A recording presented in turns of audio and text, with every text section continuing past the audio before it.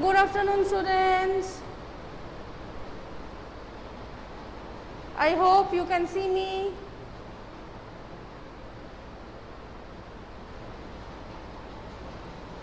Yes, good afternoon. So I hope all of you are fine. All of you are fine and doing well. And first of all, let me wish you all a happy Rakhi to all of you who are present in this class, right? So in this pandemic situation also we have to cheer us all up through these small festivals which we are having. We just now celebrated Eid, and then today there is Rakhi. Yes, Anulipi, I am fine. I hope all of you can hear my voice because I am using this. I am fine.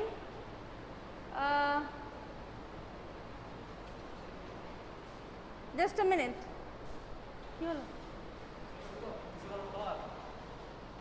Shaman,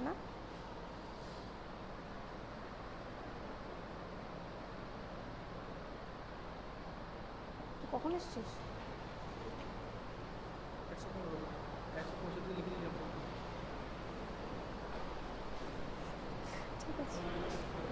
Yes, started. Sir, I am having this. Okay. So, class 12, as you know that we were dealing with the Kings and Chronicles.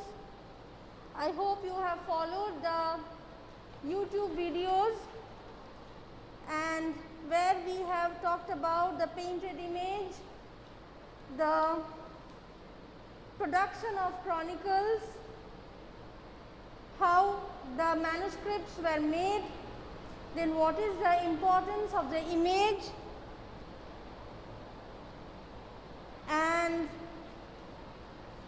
we have also understood the meaning of ideal kingdom, right? So we have also understood the meaning of ideal kingdom, and where we have seen that how the Mughal emperors, they used to justify their presence in the empire, how they justified their rule. And then we have also discussed about the capitals, that how swiftly or how quickly the Mughal emperors, they used to change their capital, and as they used to change their capital there were palaces, there were forts, castles, everything was built, and according to that, due to that or with these new architectural styles they came up, right? Okay. So after that we have also seen that how one person were allowed to enter the class, to enter the court, what were the process of entering the court, and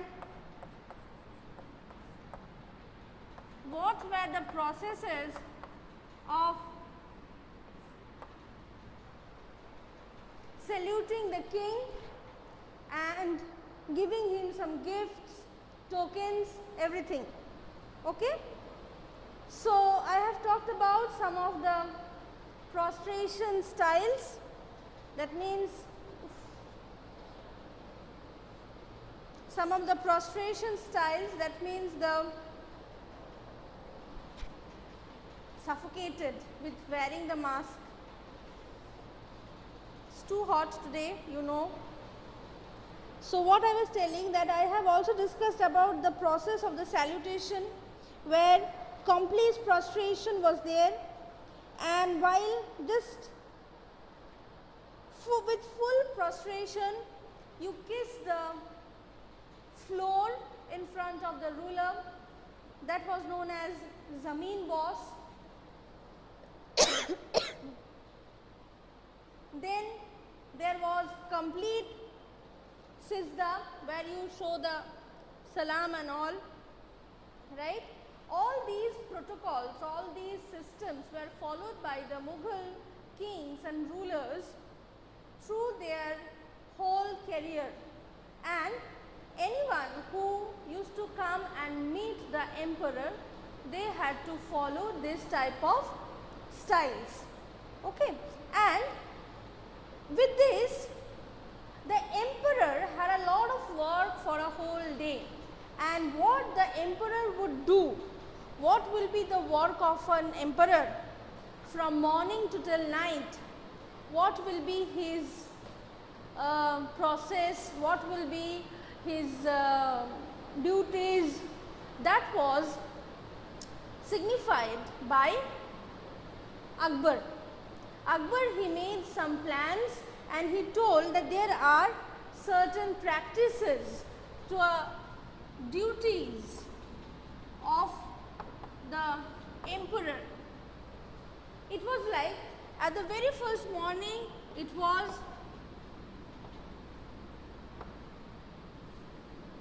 in the very first morning when the sun is rising, that time the emperor had to woke up.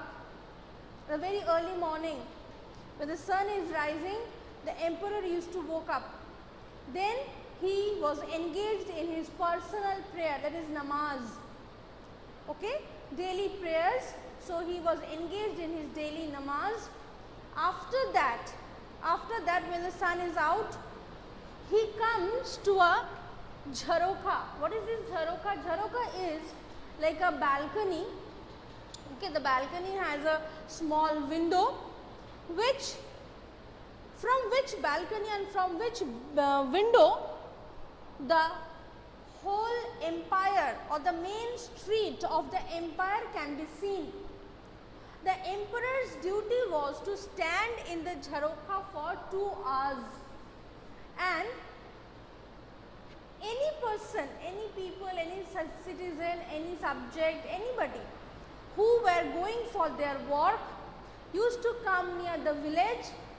They used to see the Badshah, they used to see the emperor, and they used to say a namaskar or a salam or an adab or whatever, and then they used to go for a walk. What is the process? That means like before we go for any work, before we start our day, sometimes we remember the God. We touch the feet of the God and then we do the work. Like that, the Mughal emperors represented themselves as equivalent to gods. So after seeing their faces, people could go for their work, their job, their whole day is there, right? So the emperor had to stay at the jharoka for at least 2 hours. After that, after spending the 2 hours or an hour in the jharoka, the emperor walked in the public hall, that is known as Diwan-e-Aam.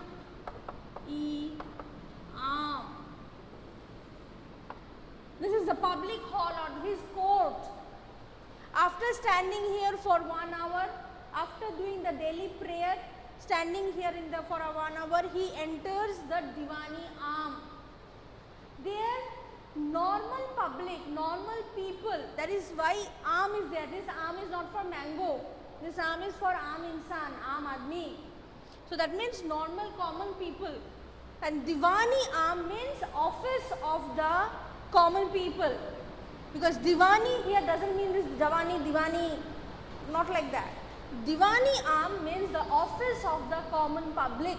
So where common public who has some grievances, who has some work with the emperor, who want to visit the emperor, who want to discuss something with the emperor, who want to lodge a complaint under the emperor, they all were welcome.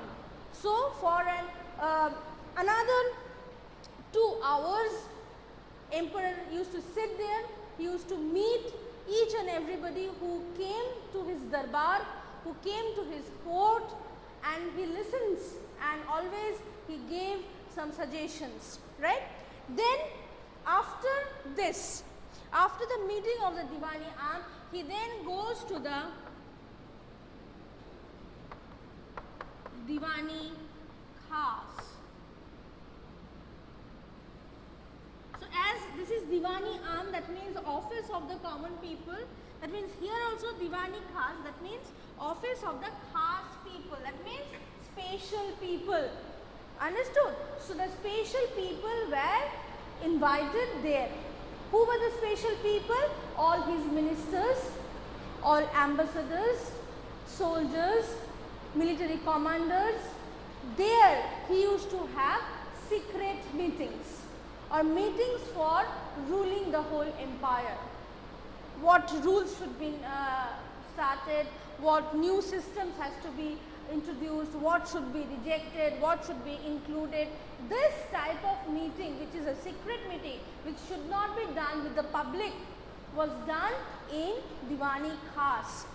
So here in Diwani Khas, he used to hold the meetings, and so you can understand that the whole day, starting from his namaz, then Jharokha, Diwani Am, Diwani Khas, the whole day the Badshah or the emperor was completely busy. Then maybe post lunch he was little bit having a relaxation time, right? And during the time of any occasion, people were invited in the court, people were invited in the darbar. Not only the nobles but the common people were also invited. The common people were invited, they could come, they could enjoy, and the festivals were like Eid, like Holi, like Diwali, like Persian New Year, and the birthday of the emperor. So on these days, the whole darbar was decorated with lots and lots of decorations.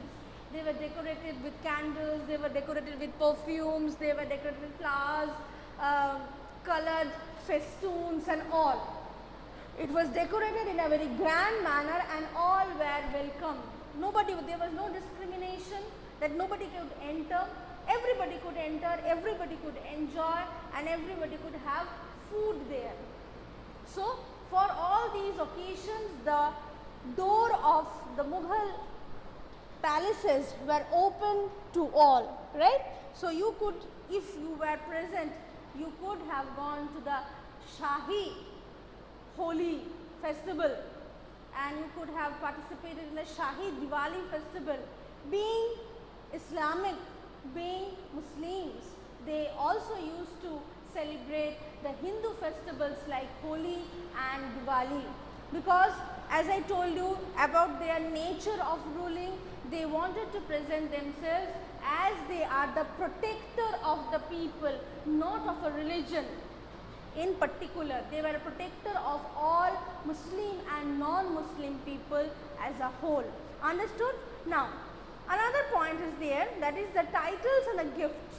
Means in Mughal Empire, many people were invited, many people used to come, and the emperor, if he become very khush and happy, then he used to give gifts.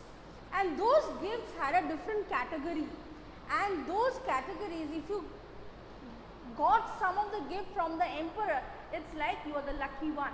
Understood? So it was like that, that if you get a gift from the emperor, it's that you are lucky. And the emperor used to also grant titles like Asaf Khan. Asaf Khan, this is not a name, this is a title.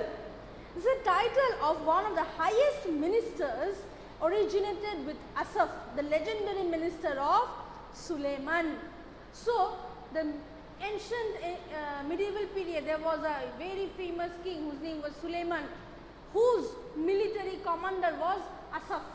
So on his name, a new post or title was created, that who became or who was chosen as the most powerful or the highest military commanders in the Mughal Empire, he was given the title Asaf Khan. So when you study the history of Mughal India in your further studies, if you get a name that his name is Asaf Khan something, so you have to understand this. That means that Asaf Khan means he was a military commander and he was the highest military commander. Okay, like the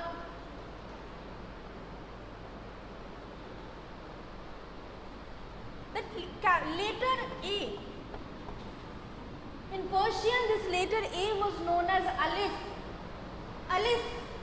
So this Alif was added to different names. Like there was a post called Mir, and this one is added, this A is added, and it became Amir, so which became a minister. So this Amir, this A or this Alif is a title given to Mir, so he became Amir. So these are the titles. Like this, titles were also offered to the Mughal court, or titles were offered by the Mughal courts along with the gifts. The gifts were, one kind of gift was the robe of honor, a garment once worn by emperor and imbued with his benediction. That means a kurta or a gown which was worn by the emperor once, that was given as a gift. Like you know that in today's time Salman Khan's jacket has been in auction. Who gave the big bite? It's sold to them. Sachin Tendulkar's first cricket bat, or the bat of Saurav Ganguly with which he scored the first 100. Those are sold sometimes in the market. Those are called auctions. Like that, so one kurta or one dress which was used by the emperor and his name is written there, that is given to somebody. That means it's a robe of honor, or it's known as khilat. It's a very high honor.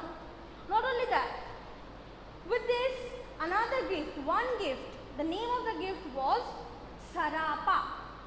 S-A-R-A-P-A. Sarapa means sir to pa. Sarapa. So every ornament will be given, like it consisted a tunic, that means a kurta, a turban and a sash. So this sarapa means a turban of the emperor, a tunic, that means again a kurta or a robe of the emperor, and a dupatta like thing which is known as sash.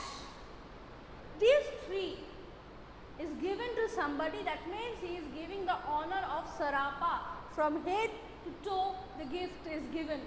Just imagine a dress you are getting, the dress you are getting as gift, which was worn by Akbar, which was worn by Shah Jahan, who has used this once in a lifetime, not daily use. Not that ki they porte নোংরা হয়ে গেছে, ছিঁড়ে গেছে, সেটাই দিয়ে দিলাম, no, একবার পড়েছে জাস্ট এবং তার নাম লেখা আছে, সেই ড্রেসটা তোমাকে দিয়ে দেওয়া হলো. It's like an honor. Okay, fine. And every time anyone who used to come and who used to meet the emperor, they has to pay some kind of a what we can say, they has to pay some kind of money or kind. That is a gift which is known as peshkash. This peshkash you have to submit before you meet the emperor. And in this case I told you the story of Thomas Roe, that he came with one single diamond ring to meet Jahangir. So every courtier started laughing that you have brought a diamond ring. This type of diamond Jahangir is having huge number. So there is no point of giving him this type of gifts. Okay. So with this we end this part. So in my next class, I have another class today, that is the third period. So that time I will be talking about the imperial household. Okay. So any questions and doubts regarding this, regarding the topic which we have discussed? Any doubts?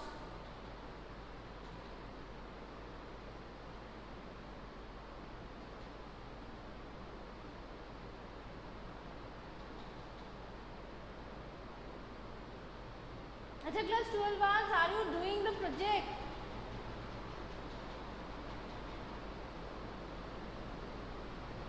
Are you doing the project? Okay, you do it.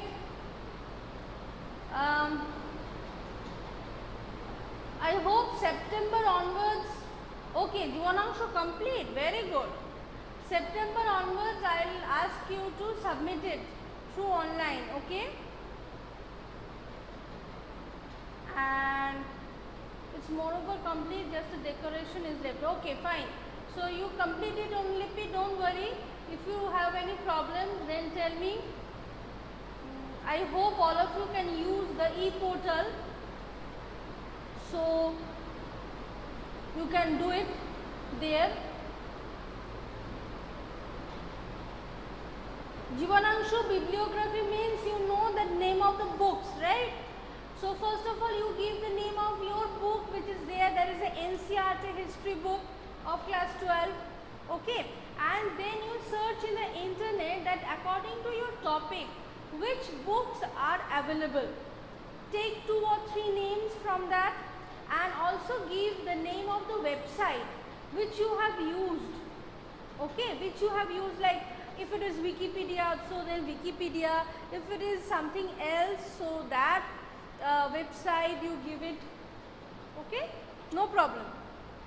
So at least 3-4 names including the websites I want in your bibliography, and if you don't write the bibliography, you know that you are going to get 1 mark less. Understood, Jivanangshu? Yes.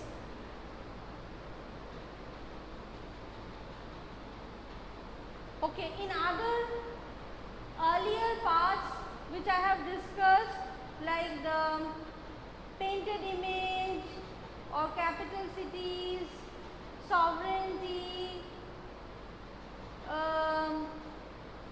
in this any doubts you have?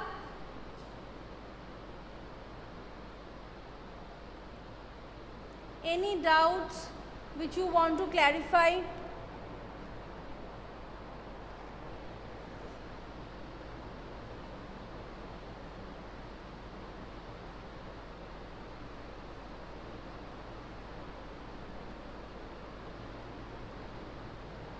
Exam कबे होबे? I don't know. I don't know. You will know before me, because you are going to follow the school website daily. You have to check the school website daily, and one fine day you will find the date sheet there. Yes, definitely you will have time before that, but you will get the date sheet there. You know that this is a very problematic situation now, that sometimes there is a lockdown, sometimes there is not. So it's a very hodgepodge is going on. So otherwise you will get to know about the exam dates from the website.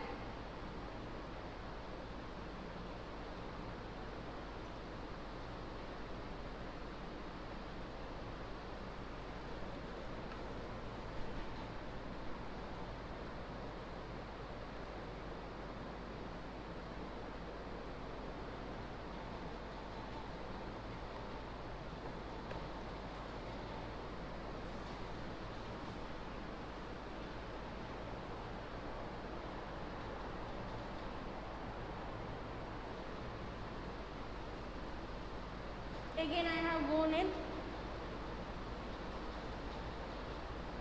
So I hope there is no questions, no doubts. So I hope to see you all in my next class, that is the third period. So yes, then we will discuss the imperial household. Okay. So till then, goodbye, tata.